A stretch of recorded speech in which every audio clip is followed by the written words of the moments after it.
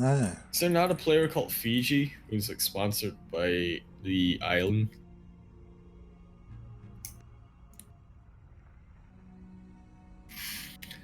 So yeah. Anyway.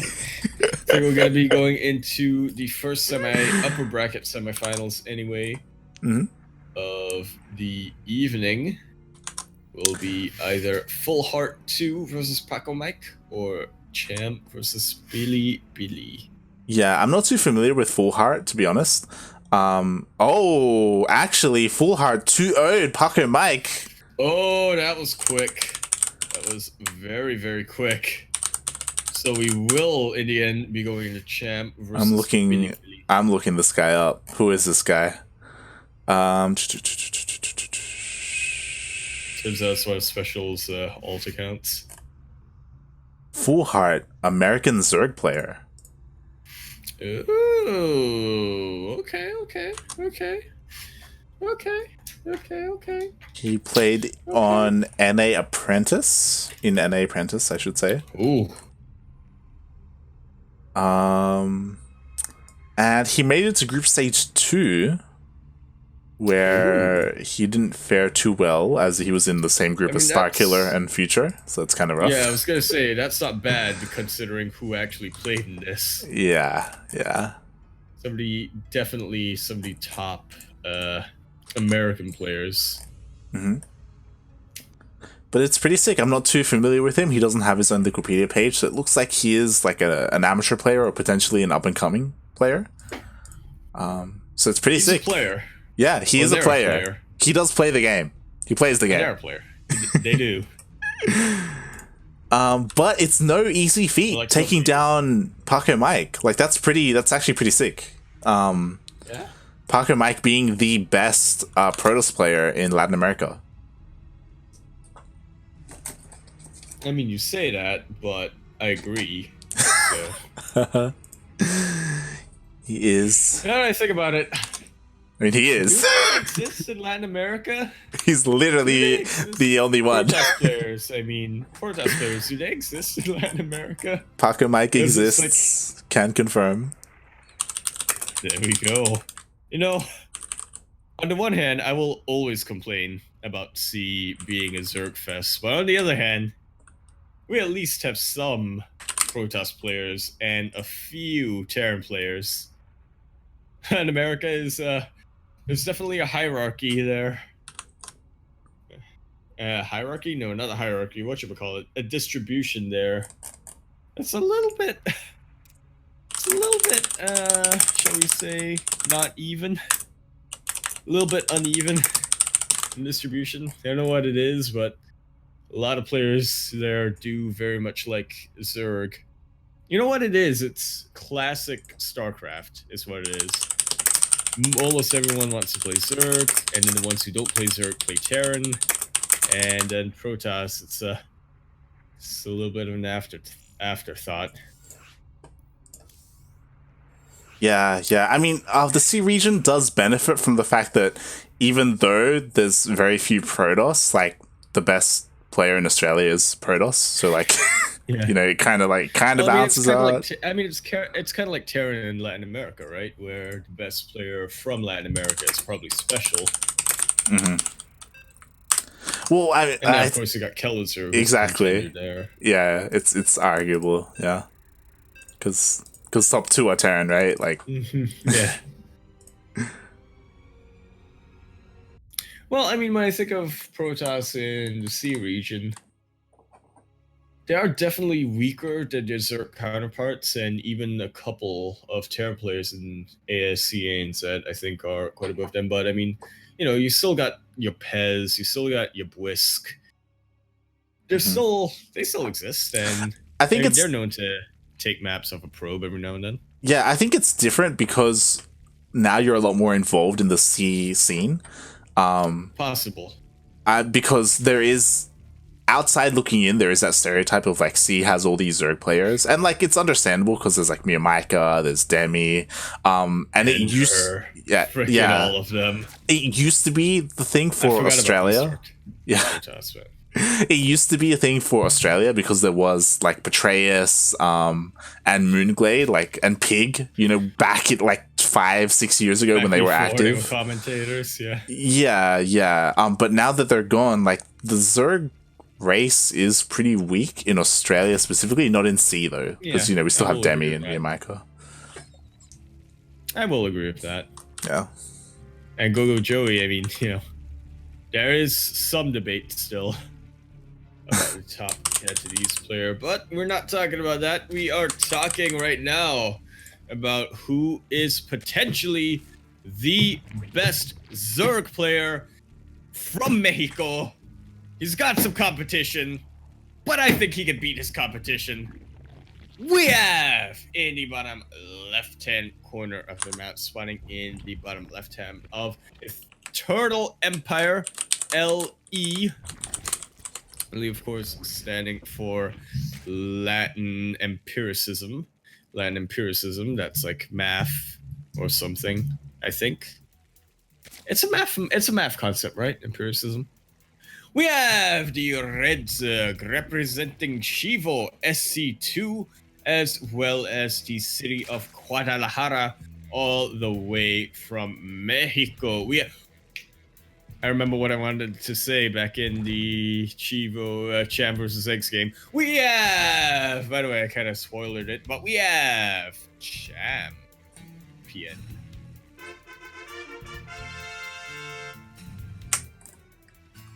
You're my champion, Cham.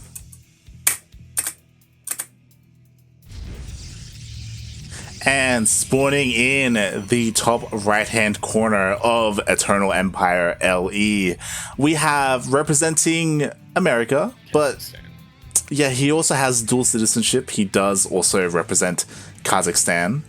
As you know, we didn't mention it earlier, but this tournament is restricted to NA/Latin American players only. But he has dual citizenship. He's all good. We have the Protoss player. Yeah. Exactly. We have representing Clan Bear Me. It is PiLiPiLi.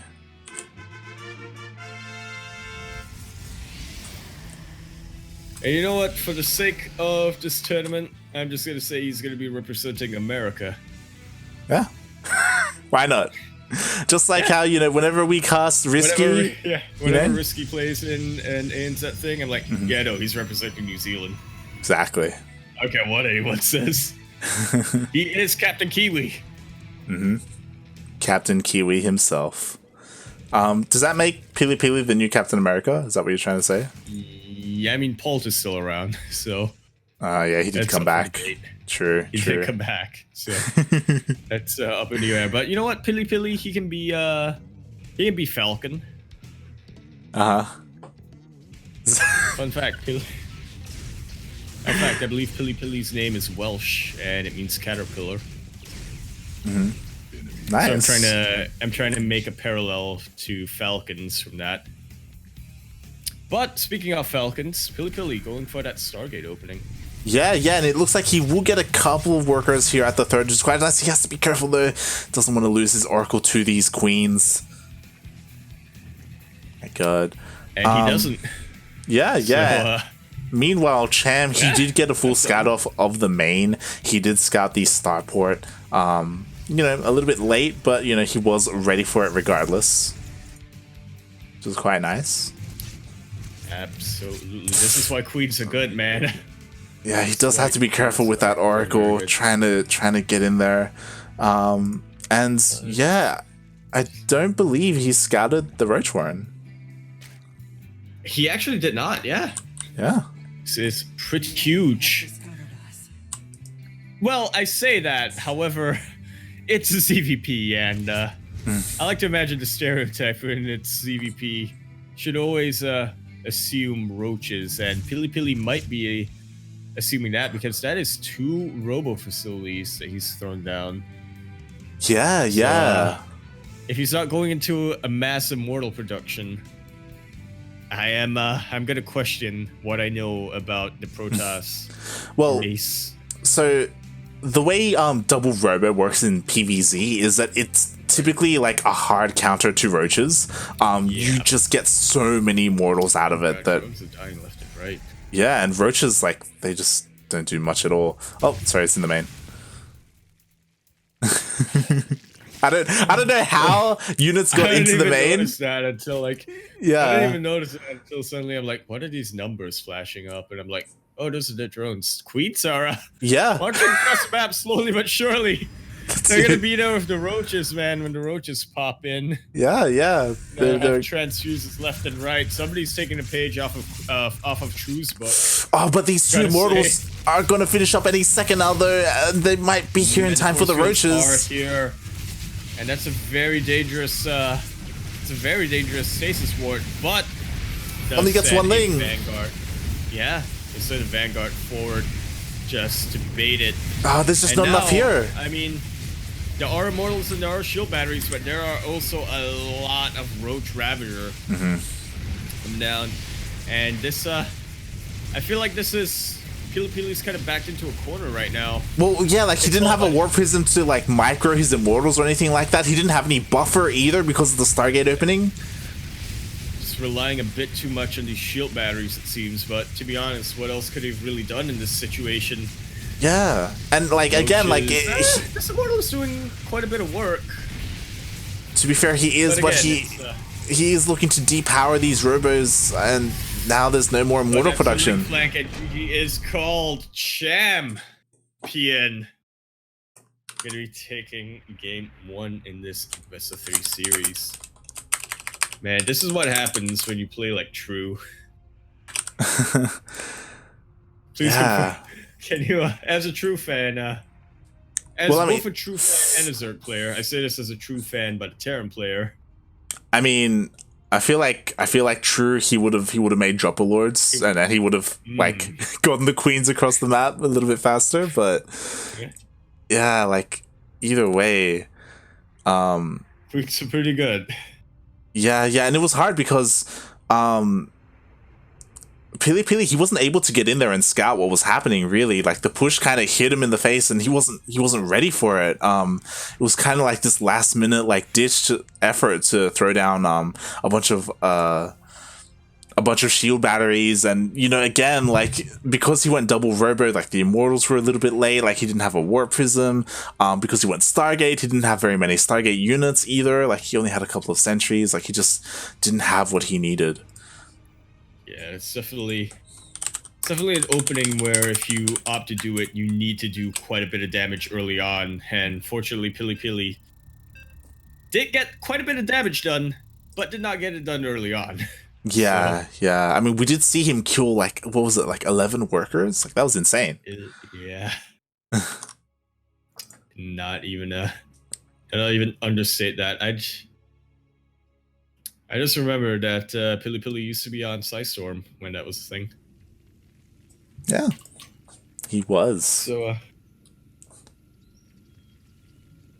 but speaking of which, here's a player that was never on Psystorm, but was always storming the size. That works, right? Yeah, that works. We have the Red Protoss. Protoss? No, Zerg. Representing Guadalajara, New Mexico, as well as the team of Chivo SC2, Chivo Vamanos. We have the Red Zerg spawning in the top left-hand corner of Ephemeran LE. We have Cham. PN. And in the bottom right-hand corner of Ephemeran LE, we have, representing America, as well as the clan Bear Me, it is the green Protoss player, PiLiPiLi.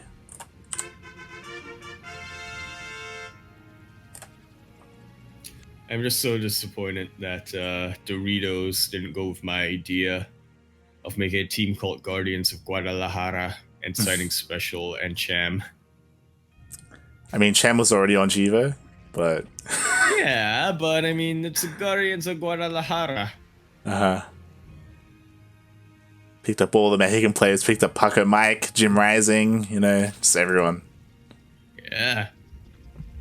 The one condition is they have to move to Guadalajara and eat Doritos.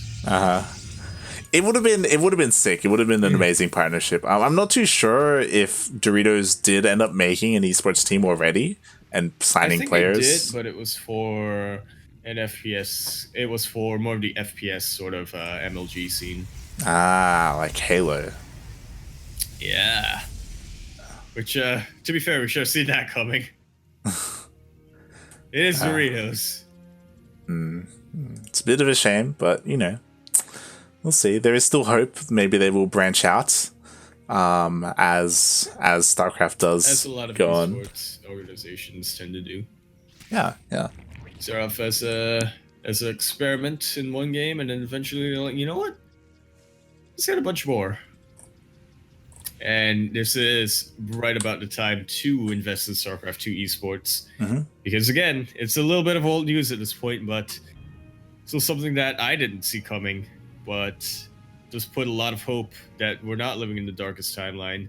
That ESL takeover, man. Yeah, yeah. I mean, for 3 more years, that's gives you a little bit more hope. It does mean the darkest timeline. It does mean a lot for the StarCraft scene, to have that security, to have that kind of like safety blanket of, hey, you know, we're gonna be here for at least 3 years. 3 more years, bitches. Yeah, Much yeah. like Obama. And I would imagine, I would hope that, you know, depending on the performance of StarCraft over the course of these 3 years, that, you know, we may get another 3. You know, it's good. Something definitely to look forward to. Or StarCraft 3 comes out. Sure. Sure. So enthusiastic. I mean, you know, it's been talked about. It was actually recently talked about during the Pylon show when they had the WCS producers on. I think it was 2 weeks ago about Kevin how Chen. no, not Kevin Chen. What's his name? I think it was Tim. Something was Chen. his name. Tim Chen. No, There there was no Asian on the on the Pylon show. I don't know what you're on about. What's his name? I know who you're talking about. That's not who was on the Pylon show. As who you're talking about, something. who you're talking about was just in charge of social media, if I recall. Kim Fan. But yeah, they did talk about how StarCraft 3 probably isn't going to be a thing. StarCraft 3. Yeah. Well, yeah, which kind of makes sense. Yeah. They've always been worried about cannibalizing people. We were too caught up in this fucking stupid conversation. No, I was looking at what was going on, and I was like, yeah, no, PiLiPiLi, he's just going for that adept harass. He's gonna build into, he's gonna transition into his Dark Templar eventually. Yeah, yeah. That got me off guard, because it didn't look like he was all in. To be fair, we might not have strange. been paying attention. Yeah. To be fair, we might not have been paying as much of attention. I'm gonna be looking out on the stream right now, just to catch something. All right, he's going for the Glaive, but Glaive didn't even finish by the time that game was done. Yeah, like that's what we were looking at. We were looking at Glaives. Researching. And then he was getting the Dark Shrine, so he was looking to transition. Maybe he just wanted to go to bed. I but think he's still down in the lower bracket unless he walks over. No, I imagine you know, he was looking to deal like quite a bit of damage with his adept push, but he ended up losing his adepts, maybe accidentally, and after losing all those adepts, well then it's Well, I mean, he got caught. His adepts got caught. He didn't really lose all of them, but maybe the writing was already on the wall. PiLiPiLi does like to play that style of PvZ, which is very much I want to do a lot of damage in the early game and snowball into the mid game, so I'm very much advantaged. But yeah, it's not. It didn't really work out for him so far in these 2 games that we've seen. Oh, that reminds me, because it just caught me completely off guard.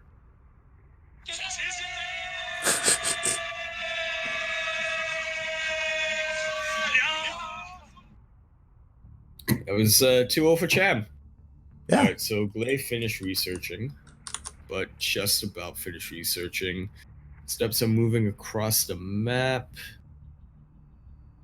And you're caught out by lings and queens. Yeah, it just happened. Yeah. he just got caught And out, and then just, bam. Yeah.